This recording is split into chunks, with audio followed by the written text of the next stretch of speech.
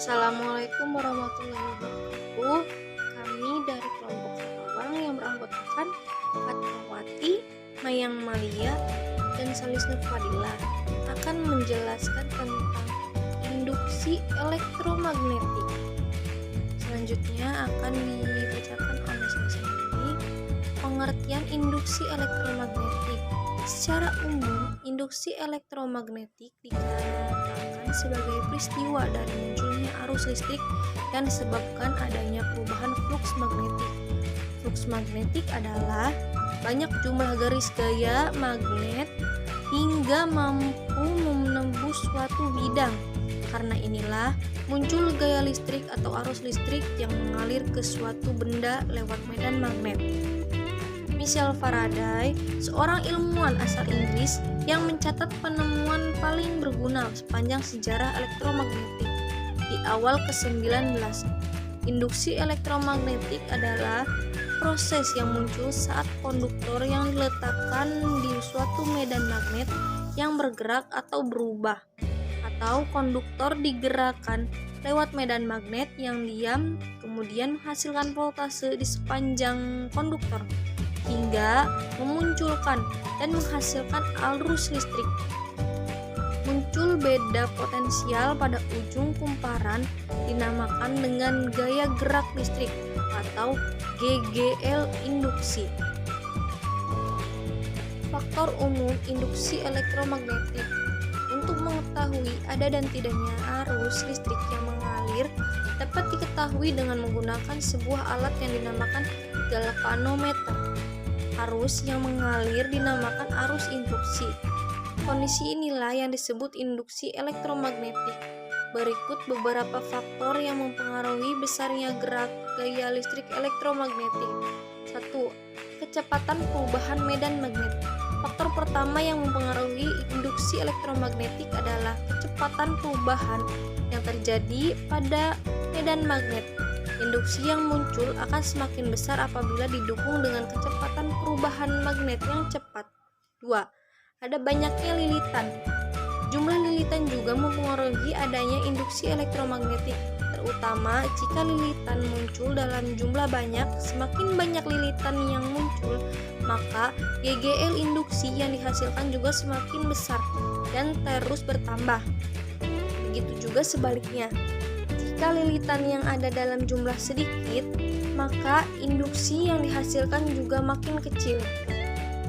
Berikutnya, 3. Kekuatan magnet. Dalam hal ini, daya kemagnetan juga memiliki dampak yang sangat besar dari munculnya gaya gerak listrik.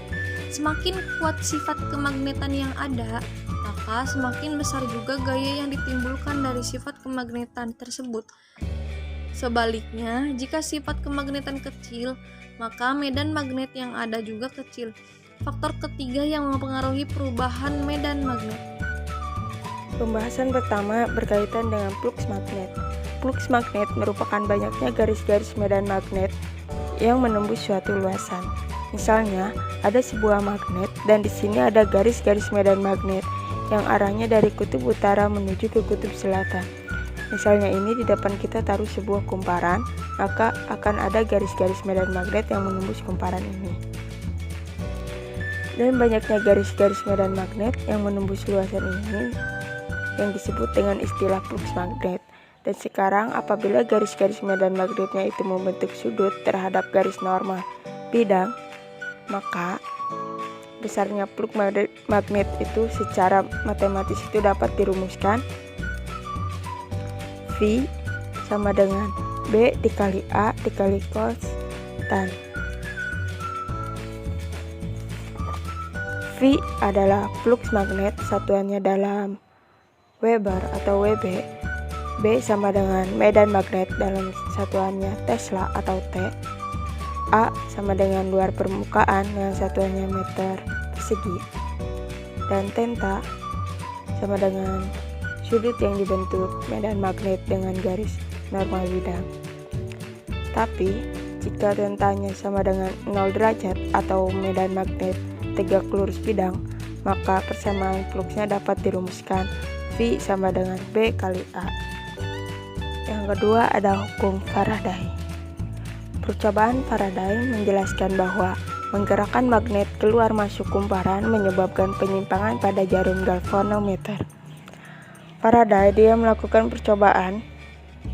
Dia punya kumparan atau lilitan seperti ini, kemudian dia dihubungkan ke sebuah galvanometer, di mana galvanometer adalah suatu alat yang digunakan untuk mengukur adanya arus listrik.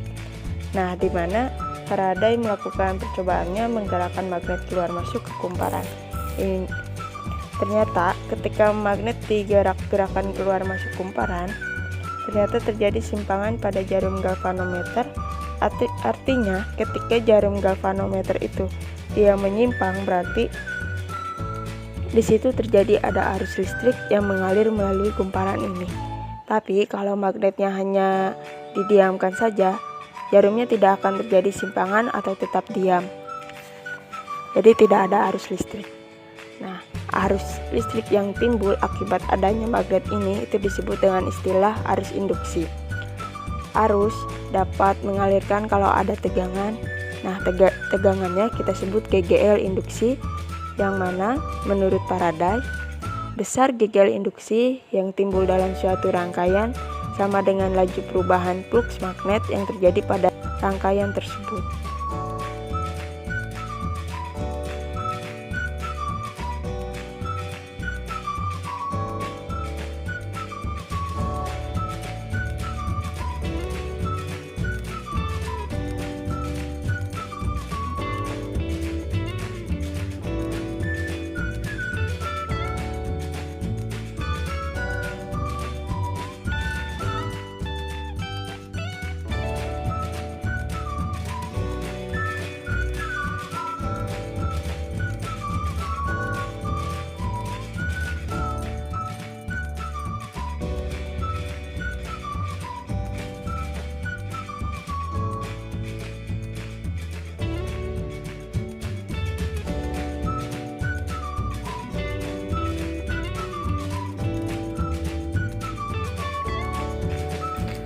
Contoh soal yang pertama yaitu sebuah kumparan memiliki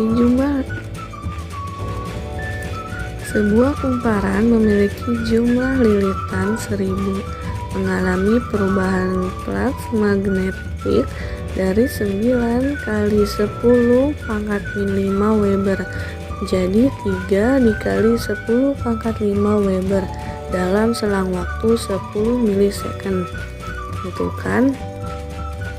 Tentukan GGL induksi yang ditimbul. Dari soal yang diketahui, jumlah lilitan atau N-nya adalah 1000, kemudian perubahan fluksnya. Nah, di sini perubahan fluksnya itu ada 2. Yang pertama 3 dikali 10 pangkat min 5 Weber dan yang kedua 9 dikali 10 pangkat min 5 Weber. Jadi delta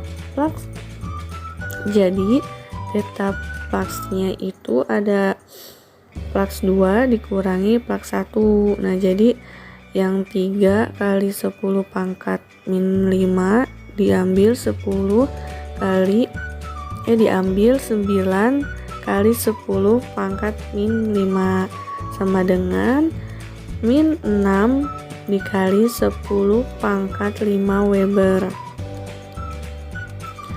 Ini dalam selang waktu delta T 10 milisecond atau 0,01 second, atau kalau diubah menjadi ke notasinya 10 pangkat min 2 second.